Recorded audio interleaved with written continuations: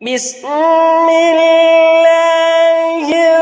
الرحمن الرحيم إنا أعطيناك الكوثر فصل لربك وانحر إن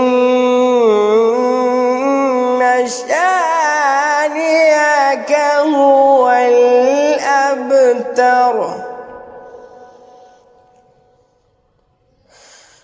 إنا